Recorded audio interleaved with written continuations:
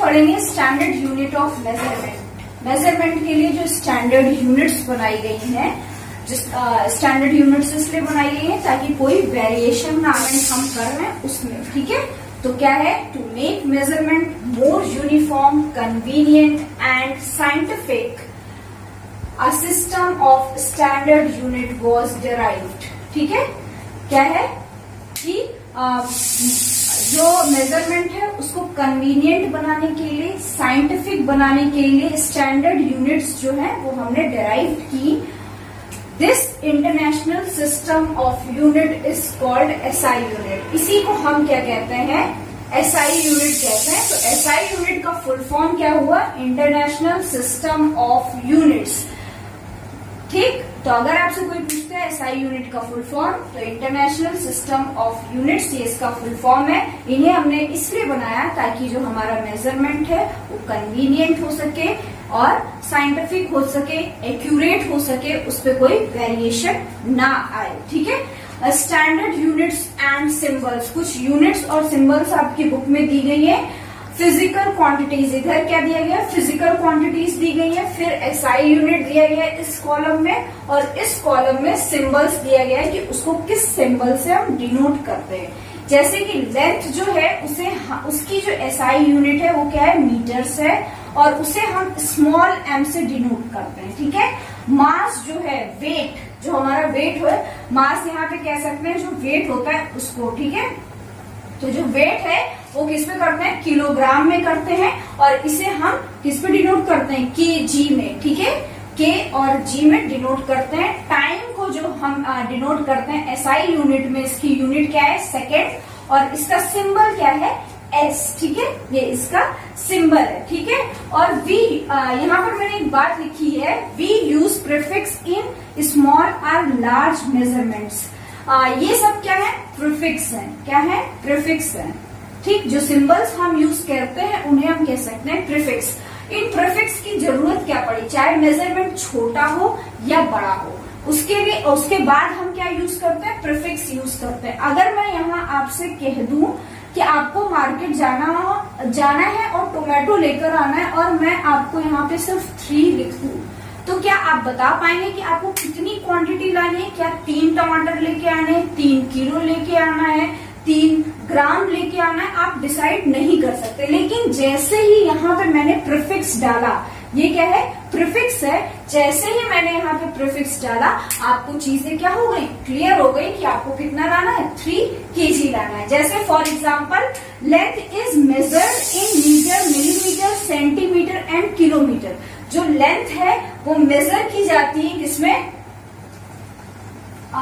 किसमें की जाती है, मीटर में की जाती है, मिलीमीटर में की जाती है, सेंटीमीटर में। जब आप कपड़ा लेने जाते हैं तो जो शॉपकीपर है वो आपको कपड़ा किस पे देता है, या तो मीटर पे दे देता है या फिर किस पे दे देता है, सेंटीमीटर में दे देता है। और जब आप अपनी बुक की थिकनेस को मेजर करते हैं, उसकी लेंथ या उसकी थिकनेस को मेजर करते हैं, तब आप किसका यूज करते हैं, मिलीमीटर का यूज करते हैं। किसका करते हैं, मिलीमीटर का यूज करते हैं। और जब आप कोई लंबे डिस्टेंस को कवर करते हैं, जैसे यहाँ से मुंबई जाना है, तो उस डिस्टेंस को आप बताने के लिए इन सारी चीजों का यूज नहीं करेंगे, तब आप क्या करेंगे, किलोमीटर का यूज करेंगे। किसको करेंगे, किलोमीटर का यूज करेंगे। तो जब लार्ज जो प्रीफिक्स होते हैं वो डिपेंड करते हैं कि आपने क्या मेजर किया है, उसकी मेजरमेंट छोटी है या बड़ी, इस बात पे डिपेंड करता है। उसी हिसाब से आप लगाते क्या है, प्रीफिक्स। तो किसी भी अगर न्यूमेरिकल वैल्यू के बाद ऐसा कुछ लिखा है तो उसे पहले ये समझ लीजिए, उसे क्या कहते हैं, प्रीफिक्स कहते हैं। ठीक है, प्रीफिक्स लगाना बहुत ही इंपॉर्टेंट है। अब हम रूल्स पढ़ेंगे कुछ मेजरमेंट के। अभी हम पढ़ेंगे rules for writing units of measurement. जो हम मेजरमेंट करते हैं उसकी जो यूनिट्स हैं, केजी, मीटर, सेकेंड, उसके लिखने के कुछ रूल्स हैं, उनके बारे में पढ़ेंगे। पहला रूल है, symbol should be written with a space. जो सिंबल है वो हमेशा एक स्पेस के साथ लिखा जाना चाहिए। मतलब जो न्यूमेरिक वैल्यू है, मतलब 5 है, तो थोड़ा सा स्पेस देना है आपको, फिर किलोमीटर लिखना है। ये क्या है, सही तरीका है, ना कि ऐसे लिखा आपने और एकदम इससे सटा दिया। थोड़ा सा स्पेस देके आपको लिखना है। ये क्या है, सिंबल को लिखने का सही तरीका, ये वाला सही तरीका कि आपको न्यूमेरिक वैल्यू के बाद थोड़ा सा स्पेस देना, उसके बाद लिखना है, ठीक है। Symbols for units are always written in small letters. जो सिंबल्स लिखे जाएंगे यूनिट्स के साथ, मान लिया 10 kg है, वो हमेशा क्या होते हैं, स्मॉल लेटर में होते हैं, कभी भी कैपिटल लेटर में नहीं होते। जैसे लिखना है मीटर, 10 मीटर, तो स्पेस के बाद ये लिखा जाएगा स्मॉल में। ये कभी नहीं हो सकता कि ये ऐसे लिख दिया जाए, ये क्या है, गलत तरीका है, ठीक है। Symbols are never followed by a full stop.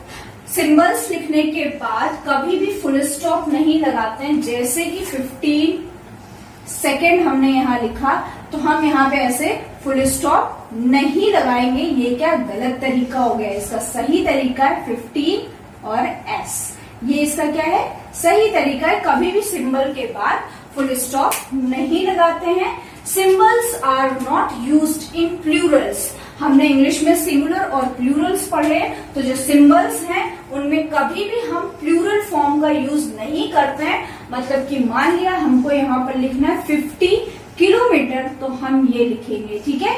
ये इसका सही तरीका है। और अगर आपने ऐसे लिख दिया 50 किलोमीटर्स, तो ये क्या है, गलत तरीका है, ठीक। तो ये कुछ रूल्स हैं क्या, यूनिट्स को लिखने के, ठीक है। तो ये रूल्स आपको यूनिट्स लिखते समय ध्यान देनी है। अभी हम पढ़ेंगे एस्टिमेशन के बारे में। एस्टिमेशन क्या होता है, टू गेस द साइज। जब हम कुछ गेस करते हैं, कोई साइज गेस करते हैं, लेंथ, ब्रेथ, हाइट, कुछ भी हम और किसी भी ऑब्जेक्ट की क्या कहते हैं, साइज गेस करने लगते हैं, उसका एक्चुअल मेजरमेंट लिए बिना। जैसे कि जब आप शॉपकीपर के पास कभी कभी कपड़े लेने जाते हैं, और अगर आपकी मम्मी जा रही है और आपका कोई छोटा भाई बहन है, तो उसको अगर लेकर वो नहीं गई है मार्केट में, तो शॉपकीपर से अगर उसके लिए कपड़े ले रही तो बोल देती 4-5 साल का बच्चा होगा भैया, ऐसे इतना बड़ा हाइट में, इतना बड़ा हाइट में क्या वो क्या करती रहती है, उसको बताने की कोशिश करती है। बट वो क्या होता है, एस्टिमेशन होता है, एक तरीके का अंदाज होता है। वो कभी कभी क्या होता है, गलत हो जाता है, कभी कभी सही नहीं होता है। जैसे कि हम कोई जैसे कि कभी कभी हम सामान लेने जाते हैं और कह देते हैं कि भैया हमने मेजरमेंट नहीं किया है, आप ऐसा करिए इस दीवार के बराबर का कुछ दे दीजिए जो लेने गए हैं। तो वो क्या हो जाता है, एस्टिमेशन होता है, वो एक्यूरेट मेजरमेंट नहीं होता है, ठीक है। फिर एक्यूरेसी क्या होती है, exactness of measurement is called accuracy. जब आप कोई चीज एग्जैक्ट मेजर करके जाते हैं, तब उसे क्या कहते हैं, एक्यूरेसी कहते हैं। जैसे आपकी मम्मी ने आपको मार्केट भेजा और उन्होंने आपको कुछ पैसे दिए और बोले जाके पोटैटो लेके आओ। जब आप पोटैटो लेकर आए तो उन्होंने आपसे पूछा कितना लाए, तो वो आप उन्हें क्या बताएंगे, 1 kg लेके आए, 2 kg लेके आए, जितना आप लेकर आए होगे वो आप बता दोगे। तो वो क्या है, एग्जैक्ट एक्यूरेसी है, आप उसे मेजर करवा के ले आए हैं। हाँ, ये क्या है, होता है एक्यूरेसी होती है, ठीक है। तो यहाँ तक के चैप्टर को आप अच्छे से पढ़ेंगे। इसके बाद हम लेट्स ट्राई सेकेंड को डिस्कस करेंगे, ठीक है।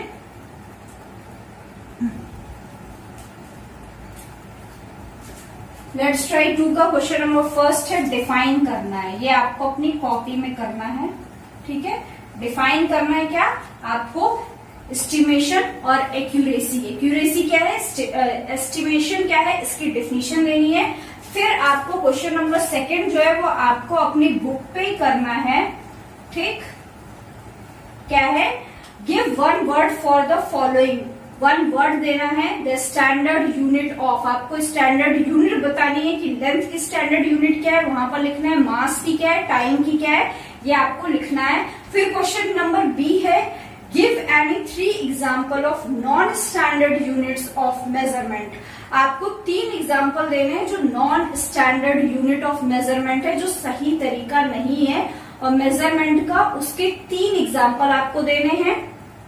फिर एक मल्टीपल चॉइस क्वेश्चन दिया गया है आपको, choose the correct way of representing 100 metres. 100 metres लिखा है और उसके उन्होंने कहा है कि इसको आपको सही तरीके से कैसे लिखा जाएगा, ये आपको क्या करना है, बताना है।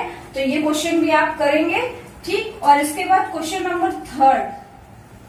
नंबर थर्ड जो है, arrange the following given value of length in ascending order में कुछ वैल्यूज नीचे दी गई हैं। 10 mm, 100 मीटर्स, 10 सेंटीमीटर, 1 किलोमीटर। इसको आपको असेंडिंग ऑर्डर में क्या करना है, असेंडिंग ऑर्डर में आपको इसको अरेंज करना है। ठीक है।